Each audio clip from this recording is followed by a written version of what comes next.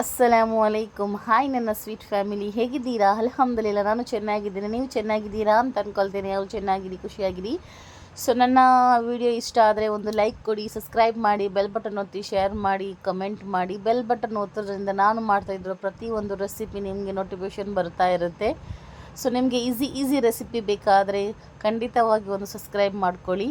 ನೀವು ತುಂಬಾ ಪ್ರೀತಿ ಕೊಡ್ತಾ ಇದ್ದೀರಾ, ಇದೇ ಥರ ನನಗೆ ಪ್ರೀತಿ ಕೊಡ್ತಾ ಇರಿ ಅಂತ ನಾನು ಕೇಳ್ತಾ ಇದ್ದೇನೆ. ಸೊ ನಾನು ಇವತ್ತು ಮಾಡ್ತಾಯಿದ್ದೇನೆ ಒಂದು ಎಗ್ಗಿದ್ದು ಪುಡ್ಡಿಂಗ್, ಮುಟ್ಟೆದ್ದು ಒಂದು ಫುಡ್ಡಿಂಗ್ ಮಾಡ್ತಾಯಿದ್ದೇನೆ. ತುಂಬಾ ಟೇಸ್ಟಿ ಆಗುತ್ತೆ.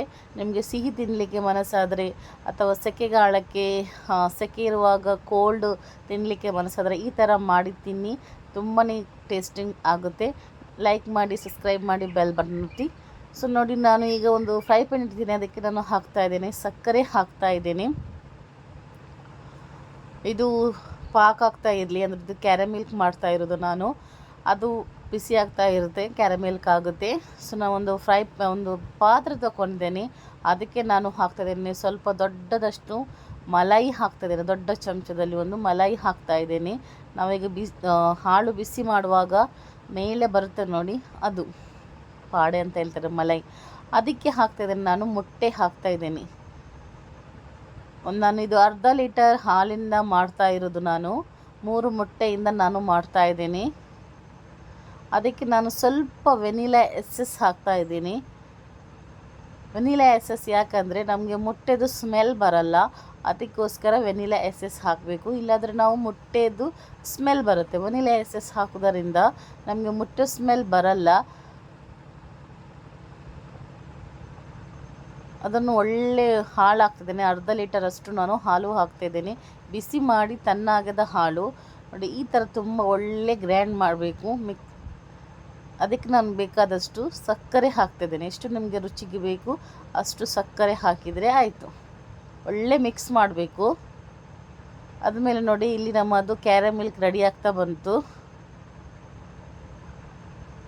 ನಾನದೊಂದು ಪಾತ್ರೆಗೆ ಹಾಕ್ತಾಯಿದ್ದೇನೆ. ಅದು ಕ್ಯಾರಮಿಲ್ಕ್ ನಾನು ಒಂದು ಫುಡ್ಡಿಂಗ್ ತೋರಿಸಿದೆ, ಸೇಮ್ ಅದೇ, ಆದರೆ ಅದು ಬ್ರೆಡ್ ಫುಡ್ಡಿಂಗ್ ಮಾಡಿದ್ದು, ಇದು ಮೊಟ್ಟೆ ಫುಡ್ಡಿಂಗ್ ಹೆಗ್ಗಿದ್ದು.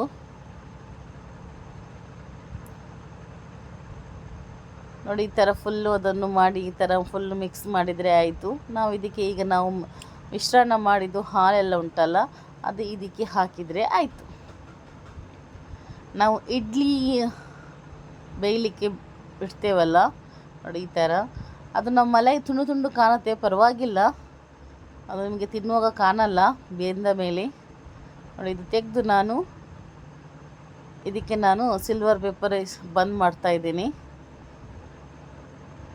ಫುಲ್ಲು ಪ್ಯಾಕ್ ಮಾಡಬೇಕು, ಇಲ್ಲಾಂದರೆ ನಾವು ಬಿಸಿ ಮಾಡುವಾಗ ಅದರ ನೀರು ಬರುತ್ತಲ್ಲ ಅದರೊಳಗೆ ಹೋಗುತ್ತೆ. ಸೊ ಹಾಗಾಗಿ ಆದಮೇಲೆ ನಾನಿದು ಇಡ್ಲಿ ಮಾಡೋ ಪಾತ್ರೆಯಲ್ಲಿ ಈ ಥರ ಇಟ್ಟು ಮುಚ್ಚಿಡ್ತೇನೆ. ಒಂದು 15 ಮಿನಿಟ್ಸ್ ಇಡ್ತಾ ಇದ್ದೇನೆ. 15 ಮಿನಿಟ್ಸ್ ಆದಮೇಲೆ ನಾನು ತೆಗೆದೆ ನೋಡಿ, ಗ್ಯಾಸ್ ಆಫ್ ಮಾಡಿ ತಣ್ಣಗಾದ ಮೇಲೆ ಓಪನ್ ಮಾಡಿ ನೋಡ್ತಾ ಇದ್ದೀರಲ್ವಾ. ನೋಡಿ, ಈ ಥರ ನಾನು ಹಾಕಿ ನೋಡ್ತಾ ಇರ್ತೇನೆ ಬೆಂದಿದೆಯಾ ಏನು ಅಂತ. ಸೊ ನನಗೆ ಬೆಂದಿದೆ ಅಂತ ಅನಿಸಿತ್ತು. ಸೊ ನಾನು ಇದನ್ನು ಪ್ಲೇಟಲ್ಲಿ ಉಲ್ಟಾ ಮಾಡುವಾಗ ಒಂದು ವಿಡಿಯೋ ಸ್ಕಿಪ್ ಆಯಿತು. ಏನಿಲ್ಲ, ಪ್ಲೇಟನ್ನು ತೆಗೆದು ಉಲ್ಟಾ ಮಾಡಿ ಹಾಕಿದರೆ ನಿಮ್ಮ ಕೆಳಗೆದು ಕ್ಯಾರಮಿಲ್ಕು ಮೇಲೆ ಬರುತ್ತೆ ಅಷ್ಟೇ. ನಂದು ಆಲ್ರೆಡಿ ಒಂದು ವಿಡಿಯೋ ಉಂಟು, ಅದರಲ್ಲಿ ನೀವು ನೋಡ್ಬೋದು ನಾನು ಉಲ್ಟಾ ಮಾಡೋದು ಯಾವ ಥರ ಅಂತ. ಅದನ್ನು ಈ ಥರ ಕಟ್ ಮಾಡಿ ತಿಂದರೆ ಆಯಿತು. ತುಂಬ ಸ್ಮೂತಾಗಿರುತ್ತೆ. ನಿಮಗೆ ಕೈಯಲ್ಲಿ ನಾನು ಒತ್ತಿ ತೋರಿಸಿದೆ ಯಾವ ಥರ ಉಂಟು ಅಂತ. ತುಂಬ ಟೇಸ್ಟಿಯಾಗಿರುತ್ತೆ. ನೆಂಟರೆಲ್ಲ ಬಂದರೆ ನಿಮಗೆ ಮನೆಯಲ್ಲಿ ತಿನ್ನಲಿಕ್ಕೆ ಆಸೆ ಇದ್ದರೆ ಸಿಹಿ ತಿನ್ನಲಿಕ್ಕೆ, ಸಿಹಿ ಜಾಸ್ತಿ ತಿನ್ನುವವರಿಗೆ ಈ ಥರ ಮಾಡ್ಬೋದು. ಮತ್ತು ವೆಜ್ ಇದ್ದವರು ಮೊಟ್ಟೆ ಬದಲು ನೀವು ಕಾರ್ನ್ಫ್ಲವರ್ ಹಿಟ್ಟು ಹಾಕಿ ತುಂಬ ಕಲಸಿ ಮತ್ತು ಗ್ಯಾಸಲ್ಲಿಟ್ಟು ತುಂಬ ಬೇಯಿಸಬೇಕು. ಮತ್ತು ಇದೇ ಥರ ನೀವು ಹಾಕಿದರೆ ಆಯಿತು. ಮೊಟ್ಟೆಯ ಬದಲು ಹಾಲು ಕಾರ್ನ್ಫ್ಲವರ್ ಹಾಕಿದರೆ ಆಯಿತು. ಅದನ್ನು ನಾನು ಒಂದು ಸತಿ ತೋರಿಸ್ತೇನೆ ನಿಮಗೆ ಯಾವ ಥರ ಅಂತ, ರೆಸಿಪಿ ಹಾಕ್ತೇನೆ. ನನ್ನ ವಿಡಿಯೋ ಇಷ್ಟ ಆದರೆ ಶೇರ್ ಮಾಡಿ.